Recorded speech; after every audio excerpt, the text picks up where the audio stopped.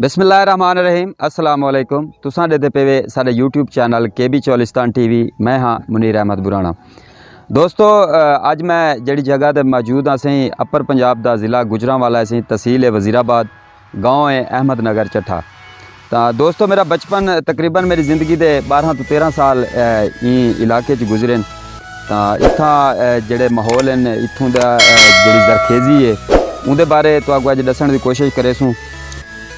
इतना शैलर से बहु बेबहा शैलर हैं, जिमें साढ़े रोही दे विच कपाह दियां फैक्ट्रियां होनियां तो उत्थां कपाह लाई वेंदी है। इत्थां लिहाजा मुंजी ते गंदम दा काम है, कणक लाई वेंदी है, मुंजी लाई वेंदी है। तो वो मुंजी को छड़न वास्ते इत्थां शैलर लाए गए, कुछ लोग स्पैलर आते हैं, कुछ लोग शैलर आते हैं। तो अज असां तुहानूं शैलर का विजिट करवेसूँ। जिहड़ी जगह ते मैं मौजूद हाँ ये पिछों तुहानूं गंजिया नज़र आंदियां पियां सन, इहदे थल्ले मुंजी पई है। ई टाइम का सीजन आउट है सी, तकरीबन सुकाया मुकम्मल थी गए। तो हुण मरला असीं छड़ाई दा। तो अज जुलदे हैं देखते हैं असीं उत्थां किवें छड़ाई थींदी है, क्योंकि मेरी ज़िंदगी के जेह्ड़े 12 तो 13 साल इत्थां गुजरे तो उंदे 10 साल तकरीबन मेरे ही शैलर ते, जेह्ड़े शैलर दा मैं तुहानूं अज विजिट करवांदा पिया, ही शैलर ते मेरे गुजरे। तो आओ तुसां मेरे नाल रासो।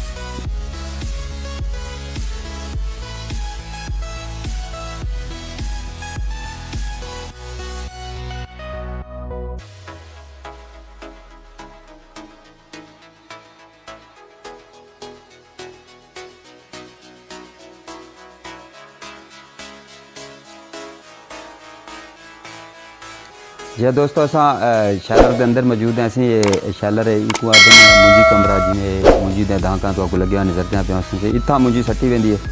ये अगू एलीवेटर लगे खड़े ने, चाह के छानने दे विचों गुजर के परले कमरे च वेंदी है, उंदे विच मशीनरियां और तो अगू असां मशीनरियां दिखने। तो ये सी पूरा सैटअप है। इत्थों गुजर के जिमें अगू चक्कियां लगिया खड़े मुख्तलिफ तोल आवन वास्ते, ये सैटअप थी गया। ये जरा छानने लगे हुए मुख्तलिफ एलीवेटर लगे हुए जेड़े चावल कोई एक जगह तो चाह के बई जा बिजे ने। इतना जेड़े टाइम चावल आते ई टाइम शैलर बंद है। तो ये चावल की कंडीशन होती है, ये तो अगू नजरदा पिया उस, ये बगैर पालश तो चावल है। अगू तो जिमें मुख्तलिफ मशीन इंदे तो पाउडर भी कहने लथा होया। अगू ये मशीन है, इंदे तो पाउडर लह के एक कमरे चला वेंदे। ये जड़ा सैटअप तो नजरदा पे इत्थों चावल का पाउडर जड़ा वो परले कमरे चला गया, चावल और टोटा जड़ा वो साइड से चला गया। जिथा चावल वाला जड़ा कमरा वो भी तो अगो साड़ी कहने। तो मुख्तलिफ तकरीबन हर जगह ते मोटर लगी हुई है।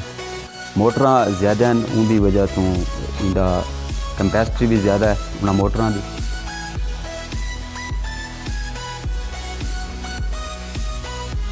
ये इंदे छत न बहु पुराना शैलर है, हुण अपग्रेड शैलर भी आ गए बहुत ज़्यादा हैवी मोटर वाले। तो चावल का इलाका सी माशाल्लाह। ये चावल तो आपको दिखाया ना सा, जिमें जो ये चावल इतना एक कलर है और इवें ये एलीवेटर है। वो मोटर तो ठीक है, जल्द चावल वापस आते तो इतना आके चावल का एक कलर थी वेंदे। इत्थों गुजर के वल चावल आया, इतना आके चावल, ये चावल तो टोटा मिक्स हैं। और इत्थों आके जेड़े टाइम इहदे तो पाउडर लह वेंदे, चावल बिल्कुल साफ थी वेंदे, क्लियर थी वेंदे, खावन दे काबल। तो वल ये डिज़ाइन है। इंदे विच टोटा भी मौजूद है, नक्कू भी मौजूद है। इंदा नक्कू ते टोटा लादा करने वास्ते मुख्तलिफ छानने लाए हैं, काफ़ी पत्ते वसी मशीनरी। उवें ही एलीवेटर लगे हुए हैं, चावल एक साइड ते, नक्कू एक साइड ते और टोटा एक साइड ते। तो असां तो अगू दिखेने जिमें चावल नक्कू। शैलर ई टाइम बंद है, थोड़ी देर बाद चल वैसे कोई मोटर का मसला है, उस्ताद बने दे पेन। तो जेड़े टाइम चलता खड़ा हो असां तो अगू चलता भी दिखे सूँ। तो हुण तो अगू असां डंग कमरे का जितना चावल का स्टॉक है वो चावल दिखे ने। ये चावल असें जड़ा साबित चावल है उनके वास्ते ये जगह बनाई गई है। काफ़ी वड्डा कमरा असें कोई डंग कमरा आख्या वेंदे शैलर आले जेड़े माहौल है। ਤਾਂ ਇਹ ਫਿਲਹਾਲ ਕੋਈ 125 बोरी चावलों की पई हो सी। तो इतना जी कंपैसिटी है 600 तो 700 बोरी, यानी 100 किलो की एक बोरी होंगी है। तो 700 बोरी तक ये चावल इन जगह पर स्टॉक थी वेंदे। इत्थों भरीज के मुख्तलिफ गोदाम बनाए गए, उन्होंने गोदामों के चावल चला वेंदे।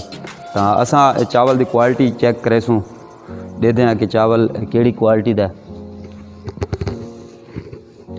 और देखो सही बिल्कुल ही प्योर और साफ़ सुथरा चावल।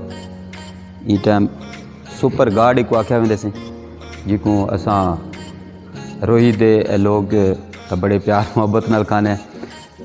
ये वो चावल है जिहड़ा पाकिस्तान और उनके नाल नाल बरूने मुमालिक दे विच भी ये चावल इस्तेमाल किया वेंदे। मैं तो दस्सिया कि मैं आप यहीं शैलर दे काम करेंदा रह गया। तो इत्थां असां जिहड़ी चावल की पैकिंग करेंदे आसे वो इस तरीके की पैकिंग थी कि वेंदी है कि जिवें 5 किलो की पैकिंग, 10 किलो की पैकिंग, 20 किलो की पैकिंग। तो उन्होंने जी पैकिंग वाला सिस्टम, पैकिंग वाला जो उन्होंने बैग होंदा ही होंदे तो ही अंदाज़ा थींदा है कि ये जो चावल है पाकिस्तान वास्ते कहनी, ये बाहर के मुल्कों वास्ते। जिमें विच तुसीं सुनिया उसी इंडिया वाले जेडे नो पाकिस्तान का चावल जोड़ा वो आपदा मोहरां ला के वेची पे हैं। तो साढ़े जेडे पाकिस्तान दे असीं कपाह होवे, चावल होवे, गंदम होवे, तो बहु उनकी क्वालिटी होंदी है। तो हुण इहदे विचों एक टोटा निकलदा होंदे, टोटा आदन, अदवाड़ आदन, टोटा आदन, नकू टोटा उनकी एक साइड पे है। और वो भी तो लिखे सूँ असा टोटा। इवें नाल वड्डे गोदाम हैं, जिमें जिमें फर्मा हैं उस हिसाब के गोदाम बनाए गए। तो ये सी टोटा जी। वो चावल का ढेर तुसां डिठे, उतने चावल दे विचों ये टोटा निकले।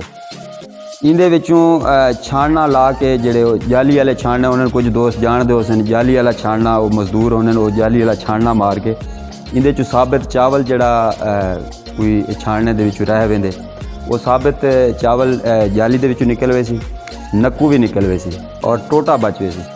वो जड़ा टोटा है वो टोटे दे रेट नाल विकसी, जड़ा नक्कू है वो नक्कू दे रेट नाल विकसी। साबित जड़ा चावल है वो ही ढेर ते कल्टी करके दोबारा बोरियां च भर के काड़ला करके तो असां गोदामां दे विच स्टॉक करदे सूं। तो मैं तो दस्सदा जुना इत्थां अपर पंजाब दे विच इंडस्ट्री एरिए न, बहु ज़्यादा इत्थां रोज़गार दे मौके हैं। जिवें साडी रोही दे विच तां इतने कहनी कोई रोज़गार दे मौके। तो इत्थां जेडे लोग इत्थां काम करे न, मजदूरी करे न, तो बहुत अच्छी खासी उन्हां दी दिहाड़ी बन वेंदी है। 15 का हिसाब होंदा, हफ्ते का हिसाब होंदा इत्थां। तो ये भी एक मिल ऐसी राइस मिल को आख्या वेंदे। जी दोस्तों, असां तो शालर विजिट करवाया से, उम्मीद करने तो सारी वीडियो पसंद आई हो सी। अगर वीडियो पसंद आई हो तो दोस्तों के नाल शेयर करे सोचा। तो साकू फिलहाल इजाज़त दे सो, बसते रहो, अल्लाह हाफिज़।